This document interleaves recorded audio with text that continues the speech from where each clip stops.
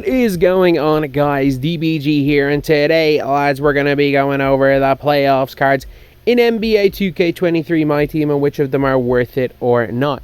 And the answer right now, honestly, is none of them. I think none of them today, when I'm recording this video, being worth it is the correct question. But these guys seem like they're going to be in packs for the rest of the year. So what is likely going to be the case is that every week these guys get cheaper. A little bit like, do you remember the Bracket Buster players? Super expensive for the first week or so. And then as time went on, they became the cheapest players at their respective tiers in the game. Every one of them. So it's something that is going to... Hopefully, if 2K don't boost the odds on Dark Matters on Friday with this, or even tomorrow, not even tomorrow, on in Tuesday's packs because of these cards, it would be a let's just, I hate using this phrase, but let's just say L of epic proportions. But let's scroll through these and let's look at guys that not only could have big playoff games, but could be pretty nice. So, looking through the lower tier players, I'm guessing all the lower tier players they're going to be useless, but I think when they get their upgrades, they might be pretty nice. Bruce Brown being a point guard is mad, isn't it? Like, I know he's played a bit of point guard this season, so that's kind of, like, it makes sense, but it was so funny. The guy literally played center last year for Brooklyn. So Isaiah Hartenstein is someone who has potential because he does have a decent amount of height. Like, Isaiah Hartenstein is 7 foot with a 7'2" wingspan. He's not great speed, but he's someone that probably could be pretty nice if they give him a update to the animations. I don't think any of these guys are good because they're all base cards. None of these, like, rubies are good. It's just literally guys that might be half decent.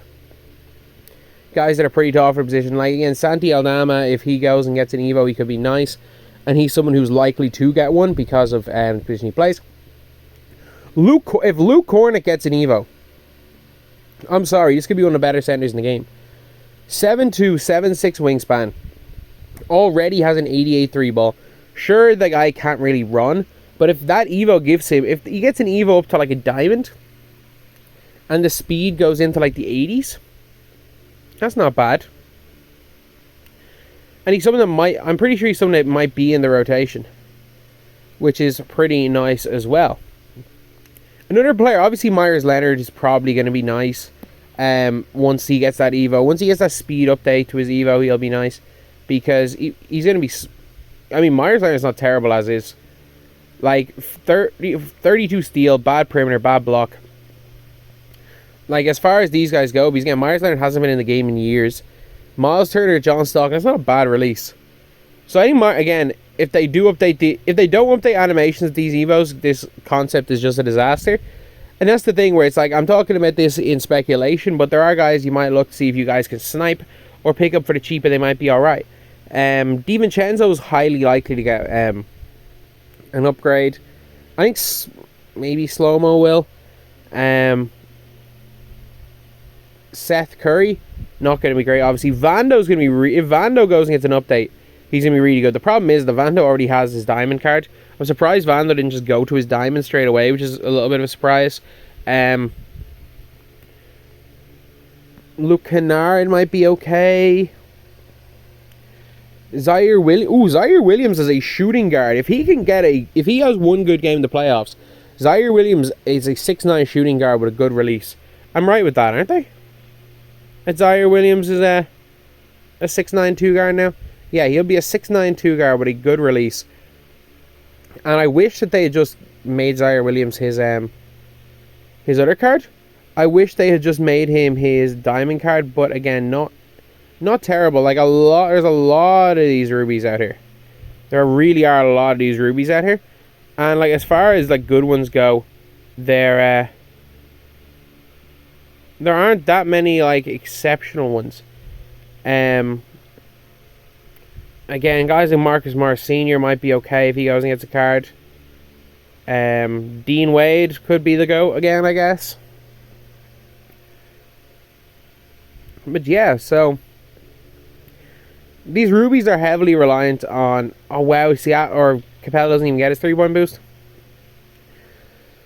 The rubies are reliant on how good Evos are. Someone could be really good with Evos. As far as the amethysts go, I mean, Jared Allen, because his glitch card could be really good. If he gets a power forward card with that shooting boost, he's good as is. Roko's was already a decent diamond. If Roko gets an update, he'll be good. Iguodala being a diamond, I'm pretty sure he's a pink diamond. That's a weird one. Harrison Barnes a diamond. Harrison Barnes, no, he needed that Evo to be good. Kyle Lowry again. So this is why we didn't get any. Or I was about to say, so this is obviously why we didn't get any playing moments cards. Darius Garland. If there is any player that's guaranteed to get an update, it's Darius Garland. He's still going to be Darius Garland, so he's not going to be good. But if he is the most guaranteed update player, yeah, like he is the star of a team, and he is a 94 overall. Cam Thomas, Quentin Grimes, Kentavious Caldwell-Pope. KCP is a 90. Oh, so I was about to say, I was like, where did he get 95? He was like a lock-in, wasn't he? Keegan Murray, again, he was already really cheap. Davian Mitchell, these were all lock-ins, weren't they, a lot of these guys? Yeah, because I was wondering where these guys came from. I mean, if Okoro has a big playoff game, that card is good anyway. So he'll be nice. Brook Lopez, he just has that Brook Lopez release. He needs an update. Torian Prince. If Torian Prince is a big playoff game, he'll be really good as well. TJ Warren is actually a nice card, I'm not going to lie. Spencer Dinwiddie's not a bad player, neither is Joe Harris. Mo Bamba will be a beast. I know he's not getting an update, but in like 2 weeks' time, he is the hero Mo Bamba. There is a good chance that in 2 weeks' time, this version of Mo Bamba is cheaper than hero Mo Bamba. And with that, I would definitely recommend this Mo Bamba over the hero. Whichever one is cheaper, honestly, if you're looking to play him a center. Mitchell Robinson. Oh, he got one of the Galactic cards. RJ Barrett's not going to be great. Obi Toppin's, I mean, we've already had that pink diamond Toppin. He's not great. Herder's okay. Oladipo's okay. DeAndre Hunter. Hunter needs an update, realistically. What is this card art for Dylan Brooks? He's not bad, but what is the card art? If someone like Chetty Osman has a big game, he becomes God. Because he's already good. And of these cards right here, I would say the higher tier cards, the ones that you would pick up now if you can get them for cheaper, are like, obviously, you pick up hero. Like, if you're looking at these guys that are like usable in game right now, Domantas Sabonis could be good if they give him an animation update with his Evo, because Domantas Sabonis, he's probably going to get one, and he's also 7'1" now. Mikal Bridges looks to be guaranteed to get an Evo. He is a good release, and as well as that, he's just solid. The only problem is that I could see 2K only giving Evos to players that win games. So, and I'm not quite sure Brooklyn will win a game in that playoff series.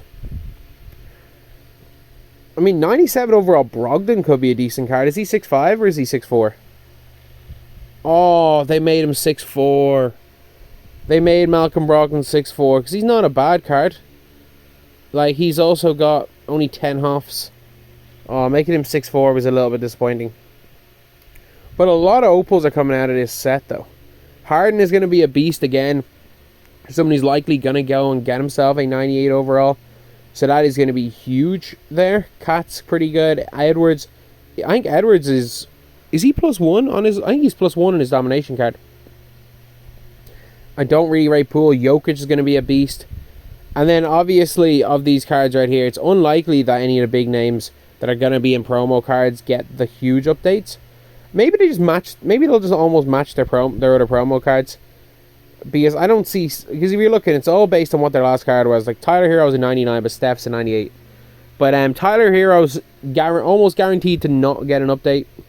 Not gonna lie. 80's okay. LeBron. Corver Braun will be alright. The big card, though, that I think is a beast is going to be Kevin Durant. He's Hero Durant. So, like, Durant's out here with 40 Hall of Fames. And I get it, he still has KD's animations. But if we're going to see an update to a KD before an Invincible KD, I think that it's going to be this card right here. I think we might see the update to animations in this card before the Invincible. Kawhi is obviously the exact same as the Kawhi that was released on Friday. Jimmy Butler is the exact same as the point guard when a shooting guard. And then Giannis Antetokounmpo is now a 7-foot tall small forward. So these cards right here, I would say for the higher tier players, if you could get, for example, KD at a much cheaper price than his hero KD, then it's a W. Because while there's not going to be many of these cards in the market now, By the end of the year, there's going to be an abundance of these cards. And I will say, one of my biggest problems with 2K, and I always said it, is that like most players in the NBA in 2K22 only had gold cards. And at least every single playoff player, or pretty much every single playoff player, at least has a Ruby card this year. Is it an objectively brilliant thing? No. Does it have the potential to be really, really good if 2K wanted to be? Yeah. If 2K put the effort into the playoffs concept, this could be a huge net positive for the game. However, I don't see 2K putting in the effort. I do want to stress that. I don't see them doing it. I think it's more than likely going to be bad than good. However, if this is executed correctly, like it's here now. They have the potential. They've set the foundation. It has the foundation of a good concept. Whereas a lot of times this year, 2K have had really bad foundations for concepts. And no matter how much effort they put in, they can't save them. This is one where they've laid the foundation well. The foundation's good. And they have the potential to do it well. But if they do what they do, if they make it basically glorified dynamic ratings, this is going to suck. If they make it so that Evo updates are either daily, weekly, or on set days. If they make Evo updates Mondays, every Monday and, I don't know, Monday and Thursday from the like 3 days previously, I think it could be a huge W. But it's 2K, so I don't have too much hope.